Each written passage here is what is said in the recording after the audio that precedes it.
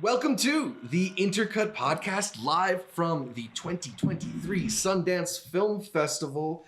I am your Sundance sweatshirted host, Zachary Shevich, joined as always by Arturo Zarita and by Karsten Runquist and Amanda the Jedi. We've got a full crew on hand for a really fun week plus of movie watching back in Utah for the first time in a year for us, the first time in a couple years for you. Couple years, yeah. But it's the first time Sundance is back in person in 3 years now. An exciting year, and it's cool to be back. I think we're all excited to return. How does the year feel in comparison to your past times at Sundance now that we're back here, Arturo? Colder, yeah? Yeah. You think it's colder? I think it's a little. It's just as cold as it's been for the other ones, but I can't complain because the snow has been beautiful. It's been beautiful. We randomly today looked outside and it looked like the heavens were opening. Yeah. Like diamonds. We pulled out our phones. You pulled out your camera. This man came up with like an 1800s. That thing from Nope. He came down three different levels just to get a shot of the snow. But it's been just as beautiful as all the other years, so I can't complain. Yeah. What's it like being back here, Amanda? It's been great. Yeah. I really loved last year's experience. It was kind of like a weird one where we had like a theater room in an Airbnb, which was really, really nice. But there is just something about being in Park City, going to the theaters, even waiting in lines, waiting in the Eccles basement in the wait line. There's just something about it. Yeah. We finally got to the Egyptian today, so that was my first time on Main Street. So I'm excited to spend some more time. You've seen there something tomorrow. in the Egyptian. I'm so possessed with it. Yeah, no, but I mean, like this year was the first time I went to I haven't been Egyptian. up to Main Street yet this year, so I'm going to be And you spending a got to bunch do of that, time. right? Yeah. Um, Love that stuff. yeah. I this is like a crazy year because the year I went, it was kind of like the last half of the week, and I got to actually see the chaos of the festival for the first time. Right, you see what was a opening lot. weekend looks like. Yeah, it's insane. But it's been really fun. I've seen a lot of cool people, and yeah. You've done a couple of different film festivals. You've been at Cannes, you've done TIFF. Yeah. How do you feel like Sundance, now that you've had a more full Sundance experience, compares? Sundance is just unique. I mean, like, having been to the other festivals, it's like this one does stand apart the most. I will say I have the same. Actually, it's not as bad this year, I guess. The complaint of having to get from one theater to another, but I feel like this year the theaters are all very contained in one space, and I will say the buses are pretty reliable. Which is not something I expected. But other than the traffic, those first 2 days, pretty much you can get where you need to go. We lost the Mark Theater, but it's kind of like streamlined things, and now there's 3-4 places to go. It's pretty easy. One thing that's been really fun this year is I think we've had a lot of access to world premieres that we don't always get access to at film festivals, and that means a lot of Q&As and stuff like that. Amanda, any highlights from the different Q&As we've had to see? Oh my God, I've just seen so many. There's so many people. Most of it's sad. The awkward stuff stands out more. Right. Like people asking weird questions. Like people asking Daisy Ridley if she's ever thought about dying, but in the suicidal way, not in the just casual way. And the guy yesterday that asked a really good question about the artwork in the Corey Finley movie and was golden. It was a great question. It was going golden. And then he had to end it off with, the movie's cool, but the artwork is phenomenal. So it's like a diss with a question. That whole landscape Q&A was a memorable one. There was that one question about do you think you're exploiting young artists that Tiffany Haddish had to shut down? I know, just so very weird, very weird. But lots of highlights. I don't know, it was really fun. I got to see a lot of my girls. That's so weird. That was such a weird way to word that. But and my boys. There's a lot of good boys there. Yeah. I saw Alden Air. I saw Han Solo. Yeah. They're gonna rip the comments. I'm like, the real Han Solo was here. But it was fun. How about you guys? Any celebrity sightings that stand out? I got to see Nicholas Braun in person for The Cat, which say what you will about the movie, but just seeing him, and especially in his normal awkward state during the Q&A, it's he really is like that, and it was he just plays himself. It was great. We've got another one actually. We were on either sides of Anna Sophia Robb from Bridget Terabithia and Willy Wonka. God, yeah. Because we both got to Infinity Pool at different times, and it was just it happened to be that she was in front of me and behind Karsten. Yeah. And I'm messaging and I'm like, yo, Anna, and he wasn't answering. I was like, Bridget Terabithia is behind you. And then it's Cookie that's just kind of like, hi. Yeah. And I'm just sitting we there had a like, nice conversation. I and didn't then talk to Anna Sophia Robb. I checked the DMs and Amanda's like, fuck you. I had the song she made for Bridge to Terabithia on my iPod all through high school. It's that deep, And it bro. would still be dude, here, but it hadn't disappeared. I was more like, that's Violet from. I know you Brilliant. were. Movies that were not at the festival. I don't know why we're. but That's one of the fun things too. You Yeah. sometimes get in line and you're behind a celebrity or a few ahead of Jabuki or something like that. Yeah. Are any other celebrity settings or Q&As that stood out to you? The first day that we were here, we didn't get into Sometimes I Think About Guys. We got to witness something completely different, which was probably the worst. Like, I've been in the express line, and those people are so rich, they don't care. Yeah.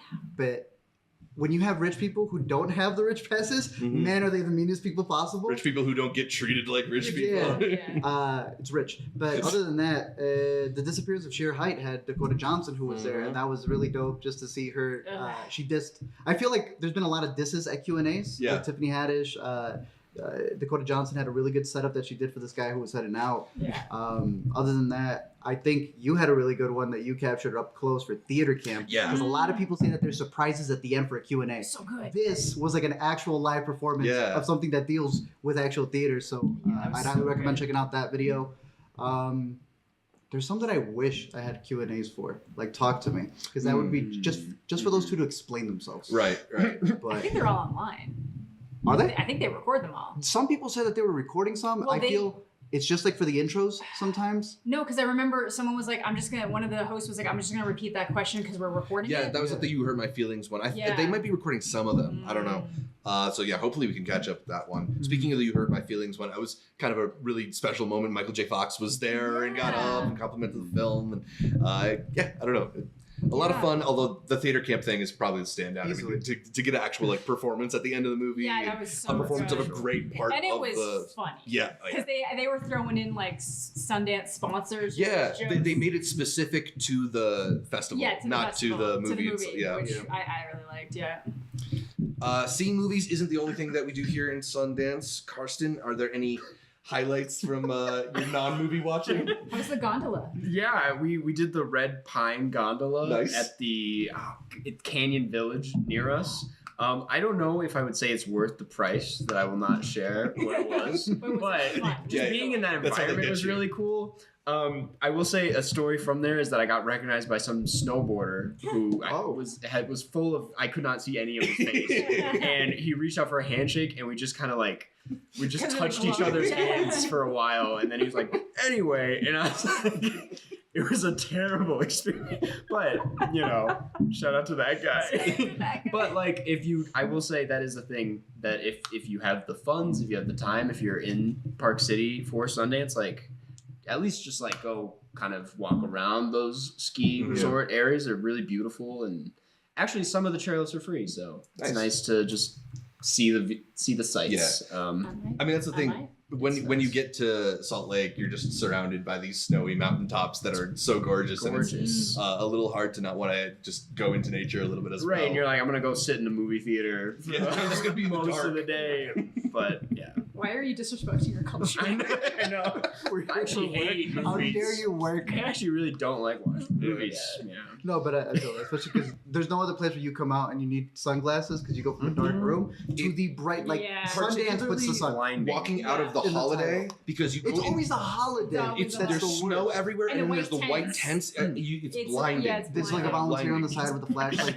Just like in case, I feel like we haven't had as much of a chance to do as much non-Sundance stuff yet. Where we have some stuff planned for as the festival slows down. We're gonna go check out Sundance Mountain Resort. The main thing is like we got Alberto's. That was fun. We're doing some food sampling. We found a new Thai place that we like. Taste of Thai. So Pretty Bird. Pretty bird. Yeah. Oh. Maybe. Oh no, they're pretty bad. It was fine. It landed a little bit weird, but it landed a little bit weird. But it was there's no Eccles brownies this year, and that's a problem. Yeah, that's always been a thing. I know, It's the Eccles brownie that you can't bring into the theater that you're supposed to eat outside. But everybody sell it does. outside of the theater. Yeah. Anyway, so those are gone. Yeah. They brought back the pizza, but the Eccles brownies. I want to try one of the matcha cookies. I'm like, what the hell? Yeah, they got matcha cookies now. Matcha cookies, espresso cookies. I'm like, okay. You still can't bring it in anyway, so don't get mad. Yeah, can't bring it in. Twist Twizzler disasters in every corner. We've also got some random merch. Yeah, I mean, I've started to learn from the two of you in that, like, if I'm going to a film festival, I kind of want to come back with something to remember it. Yeah, I like my cozy pink sweater. So good. I think I wish I got that. I think they're still around. I mean, they They're have pictures online of them, for sure. but like the design even is really cool. I got them on the t-shirt too, just the kind of like theater screen looking It's like thing. frames. Yeah, the frame. Yeah. Because yeah. especially the way that they do the intro, it's like they're cutting yeah, out frames in different. different Yeah. ratios. Which I You like got the such- intro, by the way. Yeah. Sorry, didn't mean to. No. Let's talk about the intro for a second, Good because like intro. it for the last 3 or 4 years, I feel like it's just been like abstract shapes. Here's a splotch of Yeah. color, Yeah. and like the first time it's kind of cool. Yeah. And But then then after the 20th time, you've seen the same Mhm. splash of color. So it's like, oh, we got the teal splash Mhm. this time. Yeah. so they hired a new person, and now we've got like actual footage of films introducing Yeah. us to the films. Yeah. I dig it. Song was better last year.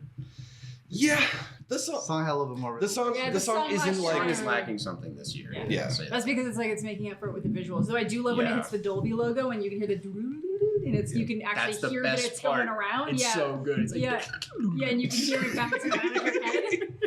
I love it. No, So it's good. good. It's good. That's The only thing is that they put one of the films that I really didn't like front and center in Yeah, that thing. second. So now Oh my every God, I single can't time. believe they did that. I know. every so single movie. Somebody You get- at the you watch festival loves him. Yeah, Of course I it didn't must be. watch it. I watched it today. I watched it today. Absolutely not. I'm not watching Yeah, it. no, somebody at the festival loves him, and that's like probably like it has to be that. It has to We- be that. Not to no disrespect, but We won't talk about the letterbox situation with that. Yeah. But well, it's not bots. I know that much. I don't know if you it's saw not it. bots. He Not asked bots. people to do it. Oh, He that's posted a video. sad. He posted a video. No. I think it's worth putting in. Let people guess what movie is trying to. Oh yeah, we boost their never said the letterbox movie. score. We won't. We just know that somebody up Yeah, there you have to asked. tune into our future That's Sundance feeds to figure out which movie we didn't like. Let's talk about the movies we did like, because we've been through 6 days of Sundance Mhm. now and seen plenty of movies. Amanda, what's your count right now? 22? I'm at 22, I think, right now. So this is a slow year, but I have a lot staggered. I have a lot of virtual ones going forward, and yeah. Yeah, slow year. Yeah. You're doing all right for yourself too. I'm at. I think I capped it off at 13, That's maybe, great. and You I still still got a have the couple screeners, virtuals yeah, that I'm gonna you've got watch a at And couple. plus, home. you got a Slam Dance movie in there too. I did. I went to Slam Dance. That Yeah. was cool. We haven't done Slam Dance, so you got to You had the head more start on this culture. there. Different experience. Yeah. How is that different? It's a well, they're like hotel. The whole if you don't know Slam Dance, it's like kind of like in competition with Sundance as being like the actual underground Yeah. indie. Yeah, tickets to Sundance cost $25 for a movie. Tickets to Slam Dance is like $9 for the whole thing. Yeah. They pay Yeah. you. Yeah, and the screenings take place in these like hotel, basically boardrooms, basically. But they make it, they Yeah. set it up to make it pretty special. And They say nobody else will take them because Sundance claims everybody. Yeah, So they're yeah. always stuck in that corner. Yeah. And that place hates Sundance as much. So they're cool with Slam Dance. yeah, and it's like it's an interesting, unique experience. You feel like you're very much like just there with the filmmakers. Everyone's kind of in it together, and Nice. yeah, very different from Sundance, which is yeah. Yeah. No accurate. No accurate sponsorship. No chase. Can we Like talk about lounge. the White Claw ad? The White Claw ad Phenomenal. has a production that the intro bumper needs, because that reminds me of the 2017 when I'm always hyping up to you guys. Yeah. That had a whole production to it. It was like a mini movie before every movie. Yeah. Yeah. And So, they gave it to White Claw. yeah, so like White Claw, it basically starts, somebody wakes up super early, opens their fridge, you see the White Claw, It's there already. but then it goes on and she's just like going through the mountains, taking a good video, and it's beautiful, but then it just like cuts to the White Claw, and it's like everybody starts Without laughing. fail. If anybody's Every paying single- Yeah, attention, there's- you get the giggles. There's always the So- what the fuck like echo of laughter. I love it Yeah. when a guy's like, "Woo!" Yeah, like there's no Bulgari Hell from yeah. Tiff. There's no Bulgari from Tiff Yeah. reaction because people just don't get into things as much. Like Tiff No. is a culture, Yeah. Yeah. but it's good.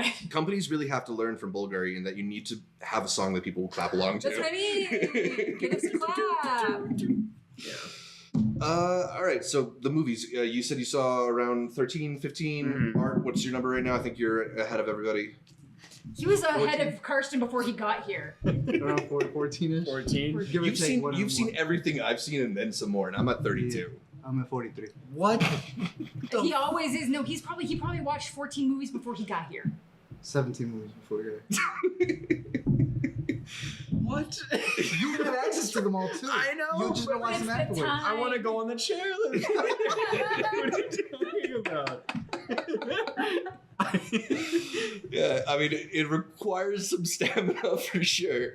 And it's been tough to get past those midnight movies. I've definitely given up on a midnight ticket or two already, but we saw a lot of stuff we've liked. I feel like it's been a very consistent festival. I haven't seen a lot of stuff that I haven't liked. And it's all like pretty solid movies.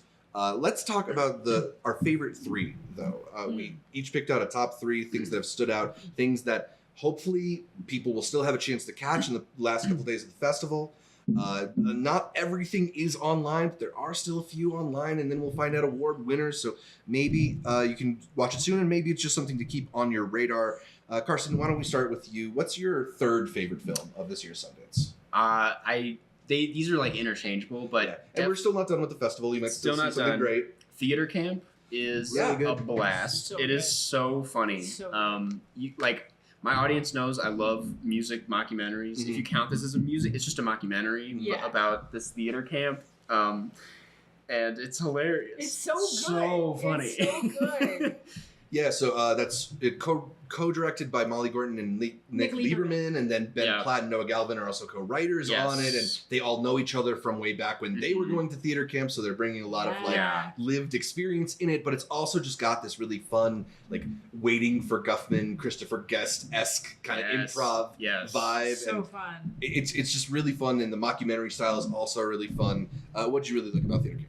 So much. I've kind of been describing it as like the more flamboyant school of rock, but it belongs in like a trilogy with Right. it. And like Yeah. it's so good. It was just delightful. Like the kids are really fun, the music's really fun, and how it all comes together at the end where you think it's like, okay, maybe it's not fizzling, but it's not hitting like an amazing thing. But then as what you just saw builds into the actual conclusion, you're Yeah. like, this is fucking They put cried. themselves in a I cried. hole, yeah. and the way they get Get themselves them out of the it hole is Yeah. is so good. It's a Like, really good reveal. everyone's hilarious. Like it's firing on all cylinders. Like the second it starts, y'all know that me and Ben Platt have some like I don't have an issue with the man, but we had Dear Evan Hansen. I'm sure he hates me. If he knows who I am, he will hate me. But he was great in this. It was fantastic. She had to hide going into the theater.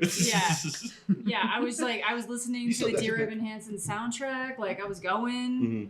It was good, and I love Molly Gordon, but yeah, Yeah. I thought it was so tight. I laughed so much I couldn't Yeah. stop laughing. It's probably Yeah. the most quotable one, and it's one of those where it's like you're Yes. quoting random stuff. It's stuff that doesn't Mhm. apply to real life, but Mhm. you're using it on a daily for Yeah. whatever Yeah. reason. Yeah. I keep saying she's on Yeah. the stick. She's on the stick. So good. She's- It is very like from the experience of being in theater and doing that and like knowing some of those references. Do you feel like it's something that might not play as well for people who aren't as familiar, or are there still just enough good jokes that it's a fun time? Enough of jokes. I think that there's enough Yeah. great jokes in there, but if you don't know some of the theater lingo of it, I can see why it goes over your head. Right. Mhm. You might there was- enjoy it that much more. Yeah, there was an older dude next to me. That dude snoozed.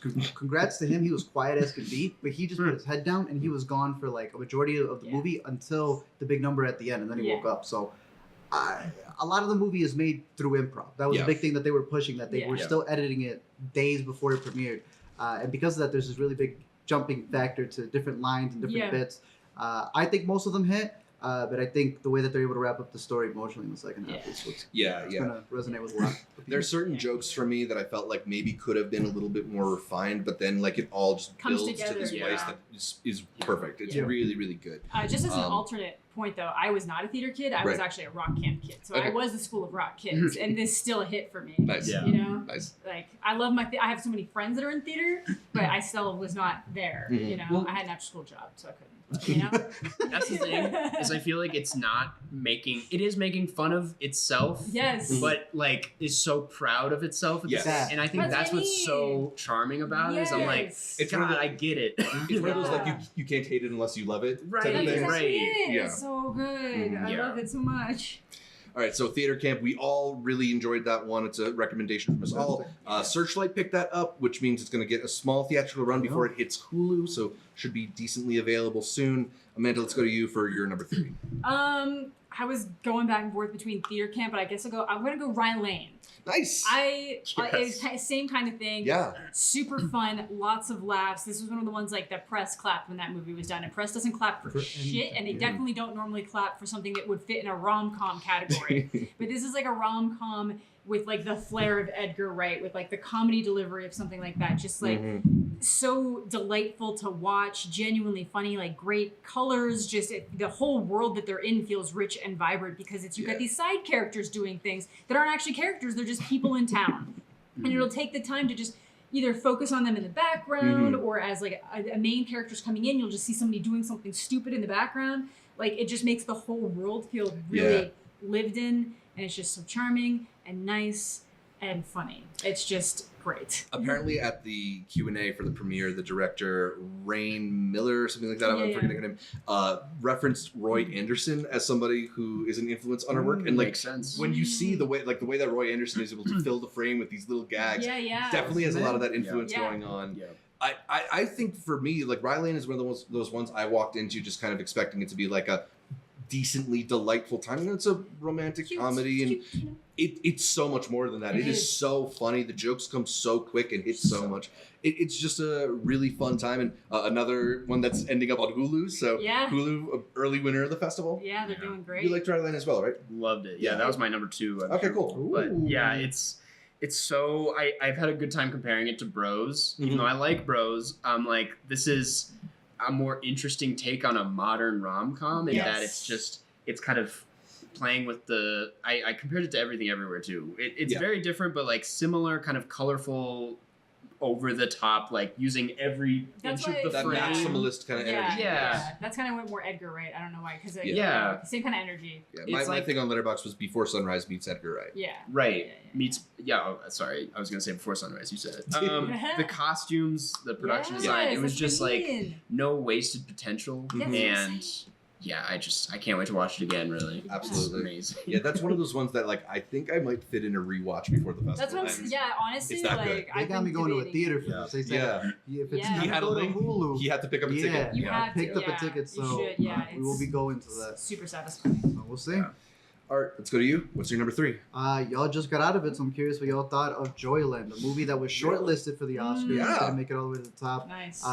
This comes from Pakistan submission, and it's a movie that I think hits on all cylinders because of the acting. I think every single actor in this is not just a side character trying to help the main character's journey. They're all individual pieces. They all bear responsibility in this family. I think it's a really good story about like generations, and like the father, the patriarchal figure, kind of has all this imposing stuff on his children, but you don't realize like he's imposing it on himself as well. It was one of the movies that when we walked out of it, I thought someone was the standout. Alina thought somebody else was. Yeah. 2 other people in the lobby were going for somewhere else. I just thought it hit on all cylinders. So I highly recommend it. You start watching it, and it's really the central relationship that is sort of developing. You think that's the focus of the movie, and then you see kind of it widen its lens and how it sort of reverberates within this family. And I mean, it ends up pretty sad and pretty like emotional, but like it's very beautiful and true. And it's also a kind of story that I don't know if I've seen either depicted much, and definitely not depicted in this kind of cultural context. No, absolutely. I think not super similar, but I feel like Layla's Brothers was also at Cannes, was kind of a similar vibe in that it was you had like the patriarchy and stuff, but this definitely went in like the more like the queer direction too. It kind of took it in that, and but like you were saying, like the first thing I said when I was walked out was that like you could have picked almost any other character, and then that could have been like the main central focus, because I feel like there is one central character. We get perspectives from the other ones. The wife. Who you got? I think it starts with the husband, but then the wife becomes like the focal point of what everything's building off of and what everything relates into. But then she could have been like the whole focus. Like we could have started with her the whole way, but they chose not to, which I think is interesting. And you could have focused on Biba for an entire movie, you know? Like that would have been really interesting. But yeah, no, it's really good. I just didn't really consider it for this just because it was at Cannes, but even though I missed it at Cannes, but yeah, but it's great. Great movie, and even though it didn't end up getting that Oscar nomination, made it on the short list, and is absolutely worth checking out. Probably will be out relatively soon, although I'm not sure. Yeah, because it's on like this is its 3rd film festival, so it should be out soon.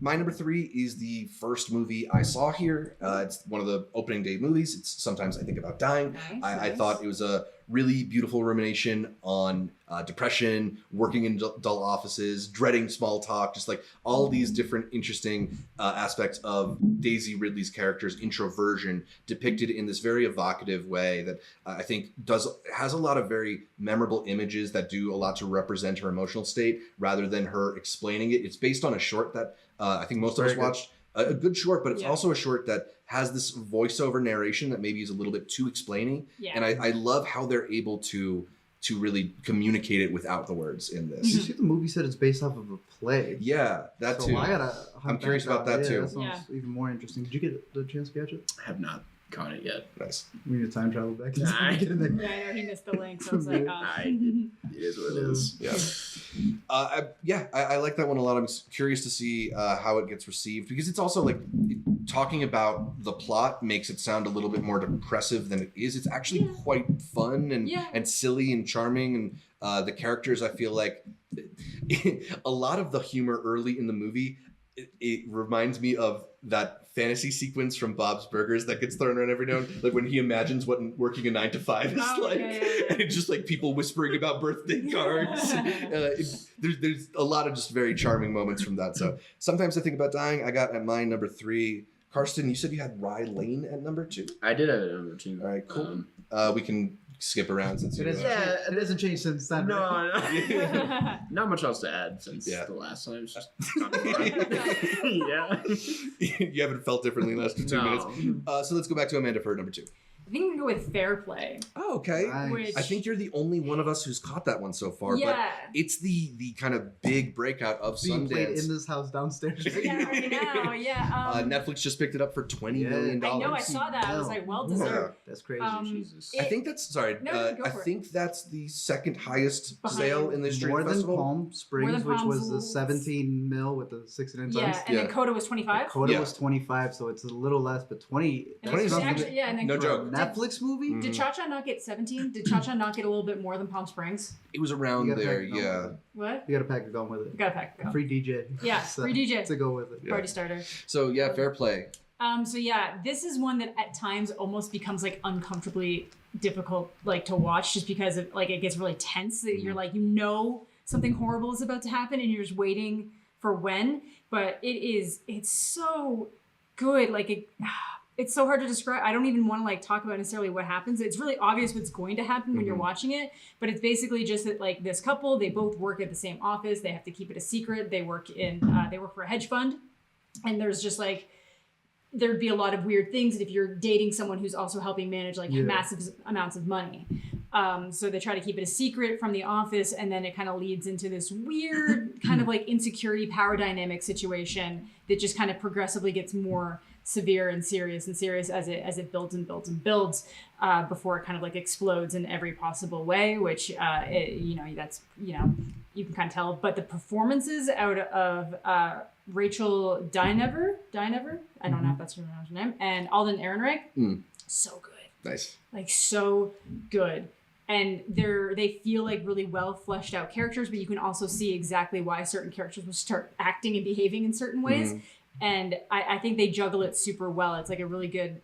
It's not necessarily a thriller, but it feels very thrilling. Some people are describing it as erotic thriller, and then I'm also seeing people push back. I would not use the word erotic for it. Yeah. I think that there's a couple scenes where there is like sexual acts happening, but that I feel like is just to show how something's going to flip later. Right. I would never use the word erotic for this for very clear reasons. Once you watch it, it does not feel that way at all. Yeah. It's not quite Sanctuary, which another one I know exactly. That is an erotic thriller. Yeah. I wouldn't call American Pie an erotic comedy. No. So, but like, yeah, I wouldn't. I feel like that was an easy one. I think people saw the picture and were like, this is like a prestige version of 50 Shades. It's not a prestige version of 50 Shades at all. But I liked it a lot. I thought it was quite good. Do you like Netflix as a landing place for it? I'm always mixed on that because I do like it when Netflix ponies up for stuff that I think is good, but I love being able to see things in theaters, and they don't really do big theatrical runs for things. And like if they weren't going to do it for Glass Onion, they're not going to do it for Fair Play. Well, it is Ryan Johnson. It's his company who owns it. He produced so it, yeah. I was wondering if it went to Netflix because he has such a good deal with them. Potentially. And Maybe they may they'll give do it a unlimited? theatrical one. I don't know. Maybe, well, I didn't get Glass Onion. I only saw Oh, it. y'all didn't get Glass Onion at all? Nope. I only No. got it because I saw it at TIFF. I was Damn. at the premiere, otherwise I wouldn't have seen it. So, Yeah. out of the movies that you've seen, is that the one you would rewatch? What's the one movie out of what you have Dude, I have so many. that you would actually give another watch Oh, to? there's 3. I would watch Theater Camp like immediately. This man was rewatching Theater I Camp. know, but I was with them. I would have rewatched That Theater ending's Camp great. That is immediately. really good. It's so good. I'd give Rye Lane another watch, but I'd absolutely give Fair Play another watch. Nice. All right, sounds Yeah. good. All right, what do you have at number 2? The one I'd give a rewatch to. Talk to me. It's the best Let's horror go. movie. I can't Just wait. got See? picked up by A24. Did you hear about this? I did not hear about that. Dude, I want to watch it tomorrow. this is coming from 2 YouTubers who used to do these really messed up. I showed Karsten. He's like, "Yeah, I'm gonna go to bed." It's just like demented Ronald McDonald. And the moment I realized that these two had a movie at Sundance, I was like, "There's absolutely no way." There are multiple influencers, YouTubers who have movies here. This has to be. They're the good ones. This is the best one right here. We sat down and we watched this at home, and immediately we were like, "Nah, we need to go see this in a theater." Mhm. It's playing at South by. We kind of want to watch it with the South by crowd. Yeah, that'd be This, really fun. this is a film where if you watch at home, you're immediately gonna want to go out and see it with a crowd. What did tell me that? The fact that A24 has picked this up, I think, isn't just helpful for the movie. It's also helpful for A24. Yeah. Like this is going to be, in my opinion, a hit. It's on.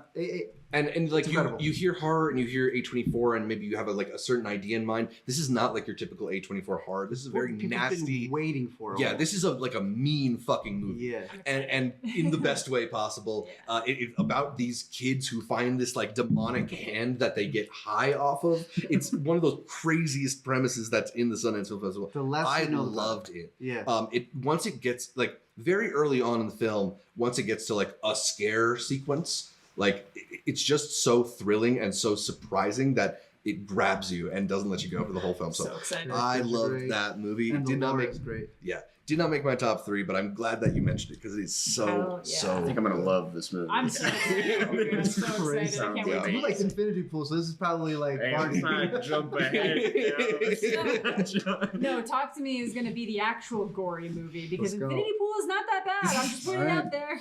All right, my number 2. I originally had Rye Lane, which has gotten a couple mentions, so I'll throw out another one, and a completely different tonal. But I'll go with the documentary that stood out to me so far, which you caught as well. 20 Days in Mariupol, Bro. an unbelievable Don't piece watch of film reporting that sees a reporter from the Associated Press stationed in Mariupol over 20 days as Russia invades Ukraine. And it's not only just one of the most harrowing, devastating portraits of what it's like to live on the front lines of a war, especially as a regular citizen, but also just this stunning ode to the power and need of journalism. Something that happens over and over again in this movie is you'll see them going and capturing footage of citizens being hurt, of bombs being dropped, and then they have to figure out how to upload the footage so that it gets distributed to cable news stations across the world. And it could have just been this profile of what is happening on the ground in Ukraine. But because it has this other bigger idea to it, I think it's a really, really brilliant piece of filmmaking. Nice. We talked about the Oscar nominations this morning. 4 out of the 5 feature documentaries debuted here in Sundance. Mm-hmm. Would not be surprised if 20 Days in Mariupol follows that same trajectory, is potentially on the path to an Academy Award nomination. Yeah, it's an amazing and absolutely gutting documentary. Caitlin was crying her eyes out when we watched it. So it's like a trigger warning recommendation, but Yeah, if you that's can fair. stand it, it's really powerful. Yeah, they actually have you input your birthday. Yeah. The age warning. So yeah, that's gonna be a really good one. All right, so let's swing back to Karsten for his number 1. This is the one I want to rewatch the most. It's Infinity Pool. I have tickets for it next week with some friends. Nice. I know a lot of people were lukewarm on this. I saw someone on Twitter call it experimental, which is the silliest F thing. Cinema Score. Only someone that would judge a movie based on cinema scores would say something like that. I really enjoyed it, and I'll say right off the bat that I did not see Possessor, so I'm it's kind of my intro to That's Brandon fair. I like Cronenberg. Possessor a lot Lucky. more. I just think it's a very unique and terrifying horror movie. Like it felt like it was designed specifically to freak me out, just with like a horrible vacation. And I something that I thought was really noteworthy about it was how autobiographical it felt. There's like I won't spoil it, but it feels like it's literally about Brandon Cronenberg kind of working through some things and some like self-doubt and self-hatred, and I think it deals with that in a really sometimes sexy way, other times disturbing way. There's not a damn sexy thing about that movie. We're not here to judge. Hey. I saw Cronenberg come out with this boy on a leash. It's so unapologetically horny, this movie. And the whole thing is about, like, it deals with post-nut clarity in such a crazy way. Yeah, it is. I'm like, it's such a unique idea for a horror movie. We're gonna have the post-nut cut. You guys got to see it. Yeah, you in guys all have its the post cut. rawness. Yeah, we saw the cum cut. Yeah.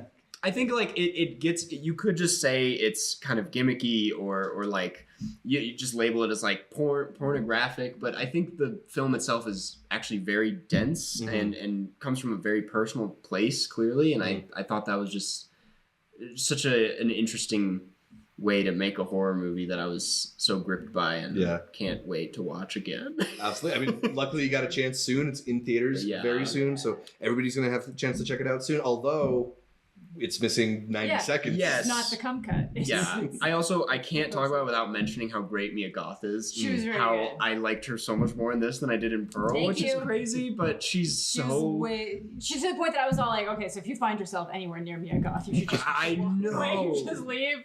She's doing a fun voice. It's amazing. Her and Thomas and Mackenzie is just the baby voices coming at you at that point. I know.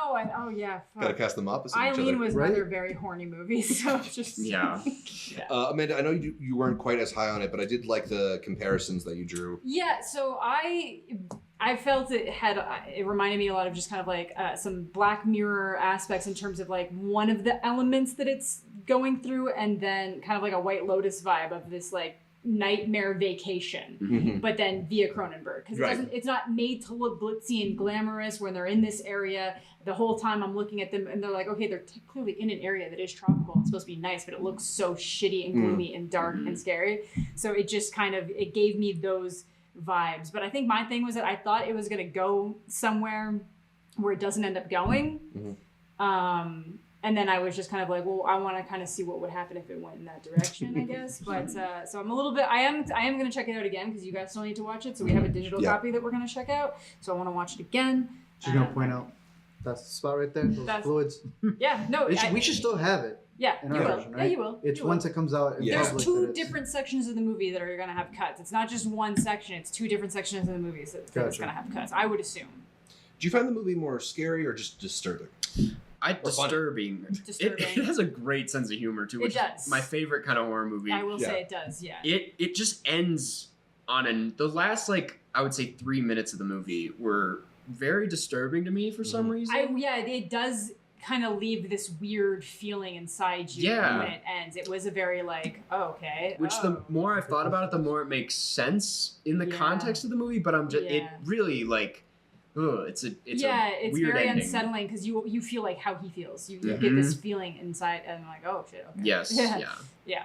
Still very excited to check that one out. All right. Yeah. Karsten's number one is Infinity Pool. Amanda, what do you have? I have Past Lives. Ooh, all right. Past So Lives. I got Past Lives. Let's go. Yeah. Wow. Okay, so 2 votes for Past Lives. Another A24 film. Would have been 3 votes if someone joined us. We had a whole row to ourselves. It was such a serene morning experience. I know. I was like, you guys will make it in. But knocked us out of the park, dude. You guys were 83. Would have made it in. It was. I learned. That's okay. It's a very special movie. Talk about it. It's another one of those ones kind of similar to Rye Lane, that if you say the premise, it's going to sound like something that you've seen so many times before that it's something they're going to rehash every year, but they're doing it in a way that is just so unconventional. It's basically just, these people, these one, like a young woman and a boy, they were best friends as kids, and then the girl's family emigrates to Canada, and then they don't see each other for 12 years, and then kind of reconnect, and then don't talk for another 12 years, And it's just kind of like one of these things of like what ifs and connections and regrets and this cycle of life and past lives and, you know, maybe in an alternate reality, what would something be?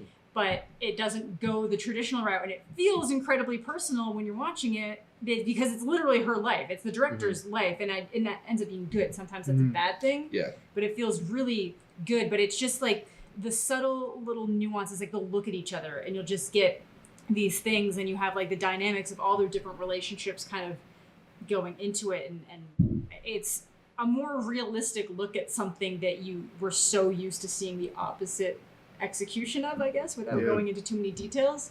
I thought it was really fun. Instead of talking about things like soulmates, it talks about a Korean concept of inyan, which is just kind of like echoes. So that if you brushed into somebody in person now, it's because of something that happened thousands of years ago. Like, and it's just really interesting how it came together. I was really moved by it. It was like my decision to leave, I guess, for this film festival. Not as that's doing its own. I'm not saying it's like Decision to Leave. It just kind of has the same.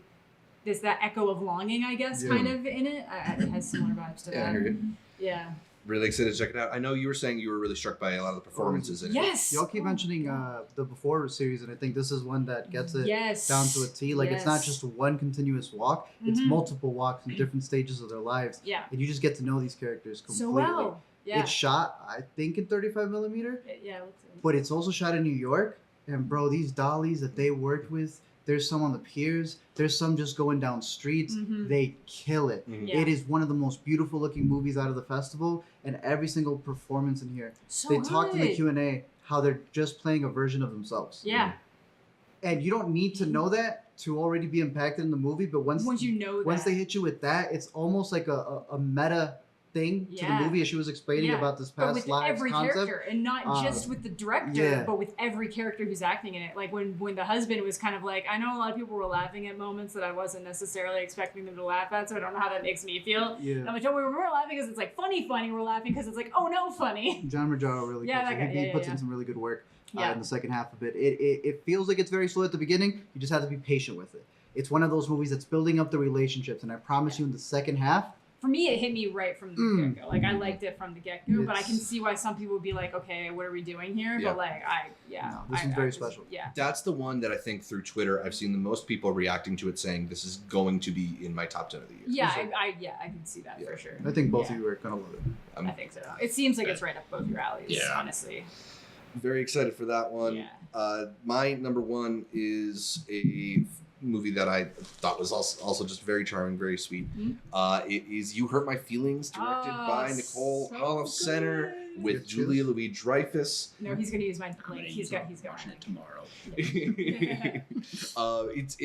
I think the premise of it is also kind of just ingenious, especially like as creatives. I'm sure we all have maybe a bit of we can relate to the idea of it a little, in that it's about an author who overhears her husband say that he doesn't like her new book, and just sort of everything that reverberates out of that. I've been calling it the cozy force majeure because it plays on those same kind of marital insecurities, but it does it in this really like warm, loving way where you never really question if the couple is going to break up. You just sort of question how they're going to get over it and get past it and work through it with each other. Exactly. But it's more than just this central dynamic between the couple. I think it has like every character they introduce is like a very specific person, a very specific type with a very specific like type of humor associated with them. And I love a film that can I love a film that can really like bring you through all these different people and all these different settings. And I don't know, it just maintains this very like lovely, charming, very funny tone throughout. Very funny. I responded to it a lot. It might feel slight, and I don't want to like necessarily overhype it because it's not this like, you know, a revolutionary look at relationships. It's just very interesting and nice and fun. Yeah. And sometimes that's all you need. Yeah. And it's still addressing, like, I feel like that's not necessarily something I've seen addressed in a movie. You've seen that kind of conflict addressed, but not like, what's it better to do? Is it better just to kind of like be the hype person, be, you know, encourage and leave it to someone that isn't you to like crush the soul of somebody with a little white lie? Exactly, yeah. And I love that it doesn't necessarily have like a clear idea on like how much should you lie? Because everyone's different. You know, there's some people that like I can take criticism from you, but I absolutely do not want to hear it from you. You know what I mean? Yeah. Like it's just like it's gonna hurt more from you than you. Mm-hmm. So yeah, no, I liked it a lot. Yeah. All right, I think you liked it as well. There's an answer too, by the way. Tell you later. All right. Okay. See if it's the truth or white lie. I would say that the relationship with the son, that was one. Yes, Yeah, I you have the love couple, that. right? You have a therapist who feels like, damn, if I'm not doing my job to the fullest, am I screwing my patients up? Yeah. But it's they have this thing going on with their child where he feels like he's not just a third wheel, but that maybe he was overloved to the point that it hurts him. And the fact that the director said that it was her relationship with her kid. Yeah. Not even necessarily overlove, just like over encouraged, but while still feeling like you guys like each other more than you like me. And I found that to be really interesting to see up on screen. So yeah, I think people are gonna like this movie. It's not a victory lap. These two just know what they're doing. It's the one screening that we had where we were in, we were out. The Q&A was wrapped. They're professionals, and the movie feels just like that. It could have all been improv, but they know exactly what they're doing on set. Absolutely. Yeah, I think it's gonna be really good. And A24 picked this one up too. So. They did. This is like this is the one I'm like my parents will like this one. Yeah, like, absolutely. It's a very easy recommend. It's not like a very out there movie or hard to get on its vibe. It's good. It's good. Nice. So yeah, my number one, You Hurt My Feelings. Those are our favorites. I don't know if anybody has any honorable mentions that they just want to throw out there as things that stuck with them that they really loved.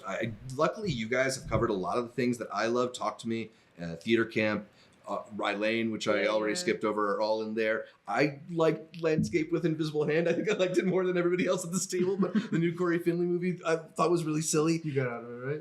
Yeah. They hated it. I didn't. Well. No. Well. You said you were checked out because you were tired. I was. It was a long. But a good movie should bring you in. Yeah. Exactly. I like what it was making a comment on. I will shout out two other documentaries though that I thought were pretty strong. Smoke Sauna Sisterhood is this really interesting film about a group of women that get together in this sauna and just sort of have these almost like therapy sessions talking to each other, and it's this really interesting document of what it's like to be a woman, the insecurities and hangups and traumas that women carry with them, and it's shot in this way that kind of, because it doesn't focus too much on faces, it almost makes them like disembodied women as a larger collective, if that makes any sense. I thought it was a pretty powerful documentary. And then I also really liked Iron Butterflies, which is a look at the downed Malaysian Airlines flight that crashed in Ukraine. And it does it through this mixed media perspective that takes some news footage, some new documentary footage, some children's drawings and flight maps and whatever, and uses it to piece it together and tell the story, not just of what happened with this flight, but sort of like the emotional impact of this flight going down. I've never seen something that takes a bit of news and treats it in this kind of almost abstract style. I was really struck by that one. I thought it was very good. Cool. Art, honorable mentions? Yeah, saw a couple of spotlight ones today that were pretty good. Other People's Children, as well as The Eight Mountains, they played at Cannes. Both international films. I think they deliver. I love Eight Mountains. They're just really good movies. Hopefully they get released soon since they're spotlights. Kokomo City was a pretty good doc. That's literally just 4 sex workers just talking, and they're just spitting facts the entire movie. I'd put that one on people's radar. Shortcomings is a movie off of the U.S. Dramatic that I had absolutely no hope for. The author did Paris District 13. I really like that movie. I went into it. I kind of liked it. It's not like the best movie. It's not perfect. He was very nervous that people were going to be mixed with it. And it is. It's a mixed bag. But we really ended up loving the fact that they made a miserable lead actor. They committed. And that's what it needed. Yeah, I thought that was pretty good. But there's a couple of lines in that movie that keep coming back to me. No, it's so good. Directed by Randall Park, we should point out his directorial debut. Pretty interesting movie that has a lot of like juicy dialogue to chew up. It's true. And honestly, I just think we do need movies that have main characters that are just like that unlikable. They're that unlikable that they're miserable. Just commit to it. Yeah. And then the whole point is then realizing that they're assholes and like it's like Scott Pilgrim if it was a little more direct about him being because that's what I mean. People walk away from that. I'm like, no. The whole point is that he's literally. It starts with him being called an asshole by everyone around him and him ignoring it. Like, anyway. Yeah. My final two would be Mama Cruz. The director found out that her mom, who was super religious and loved Jesus, really loved Jesus and might have been a little bit more sexual than she expected it to be. I think it's a really good performance, a Great really poster. good movie. Yeah, it's a great poster now. And Slow. It's a really good relationship movie. Probably. Oh, yeah, I've got that on my list too. You know, under past lives, but still a very interesting take considering the sexual preferences of the characters in that film. So a lot of really good movies, and I still feel like we have barely half to go. Mm-hmm. Yeah. Mm-hmm. Amanda, you want to throw anything else out there? I think he covered everything I would have put. Yeah, that's really it. Yeah, we got it all. We got it covered. You want to recommend your Slam Dance pick, or you got some more from something? Actually, yes. I will shout out Waiting for the Light to Change, directed by Ling Tran. Buddy of mine from school, but it's really slow but kind of immersive look at a bunch of people in their early 20s at staying in a small, I think it was like a lighthouse in Michigan. Nice.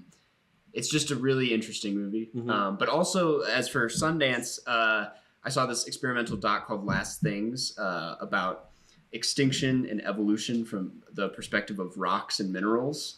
And it was really bizarre. That scared the shit out of me. That's why I didn't want to watch it. Yeah, it was very like galaxy brain and like these rocks have been here since like billions of years ago, and but it was really cool and convinced me to get a rock tattoo. So that's Nice.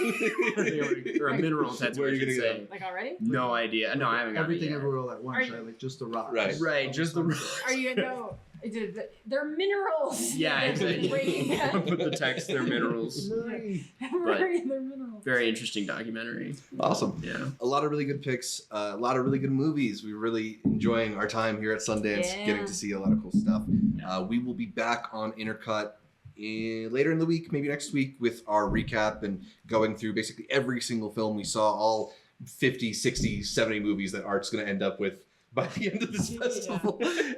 But yeah, I mean, that's it for our so far coverage. Thanks for tuning in, and until next time, we're going to go find Robert Redford's farm.